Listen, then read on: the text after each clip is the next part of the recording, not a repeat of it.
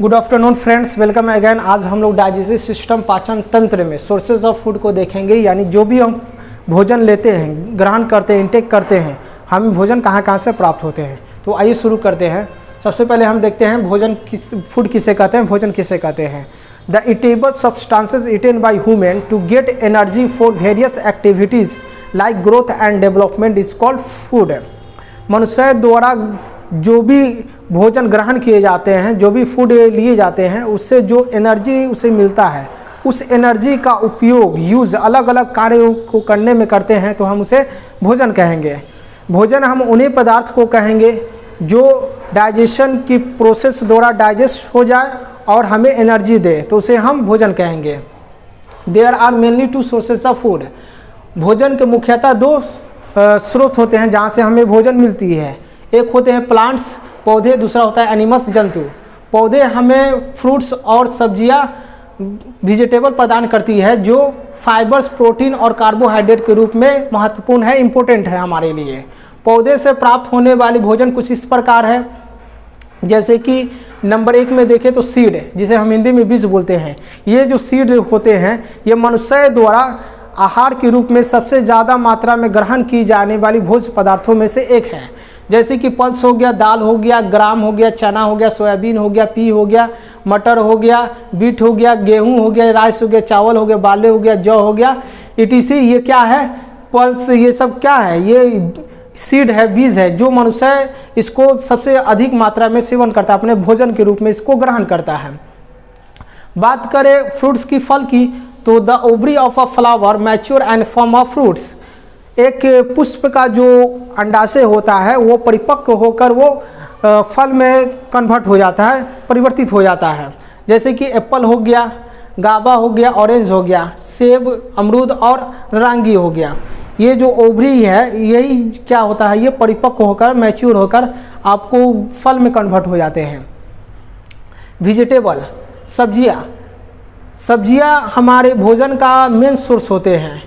हम जो भोजन लेते हैं उसके साथ साथ हम क्या करते हैं, सब्जी भी लेते हैं, तो इसलिए हम सब्जी को भोजन के रूप में ग्रहण करते हैं। जैसे कि हो गया पोटैटो हो गया, आलू हो गया, कैबेज हो गया, गाजर हो गया, कैरेट हो गया, स्पाइनच हो गया।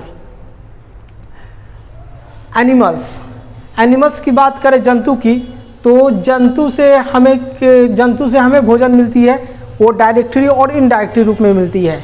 वही यहाँ पे लिखा हुआ, the animals as a food are used either directly or indirectly. Animal से हमें भोजन डायरेक्टली, प्रत्यक्ष और इनडायरेक्टली, अप्रत्यक्ष रूप से हम ग्रहण करते हैं।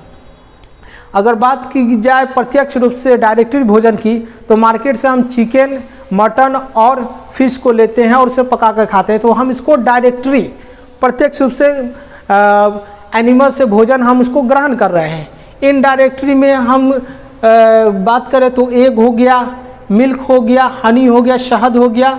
मिल्क हमें, एग जो है हमारे मुर्गी से मिलता है और भी जिससे मिलता है। मिल्क हमारे जो है, जैसे कि गाय हो गया, भैंस हो गया, बकरी हो गया, ऊँट हो गया, भेड़ हो गया, इससे क्या हो, हमें मिल्क, दूध मिलती है। और उस दूध का जो यूज़ होता है वो अलग अलग मिठाइयाँ उससे बनती है, पनीर बनता है, बहुत सारे घी वगैरह बनते हैं।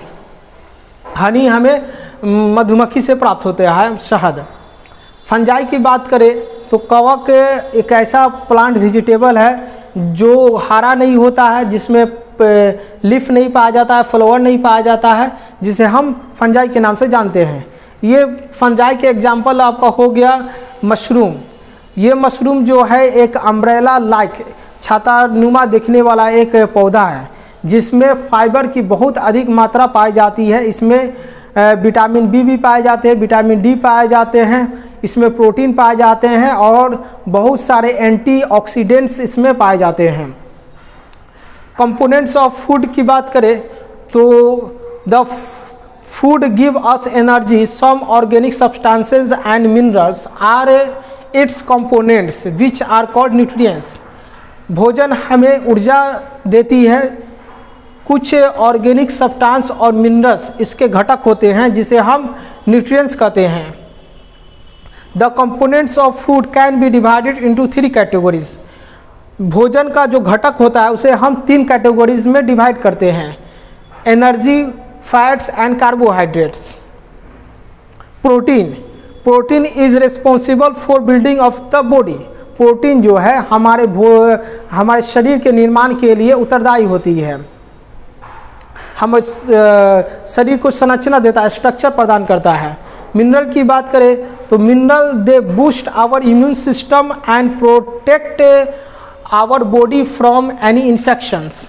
मिनरल हमारे इम्यून सिस्टम को बूस्ट करता है, स्ट्रॉन्ग करता है, मजबूत बनाता है और हमारे बॉडी को, शरीर को अलग अलग तरह के इन्फेक्शन, संक्रमण से हमें रक्षा प्रदान करता है, प्रोटेक्ट करता है। इस तरह हम आज सोर्सेज ऑफ फूड को हम लोग ने देखा।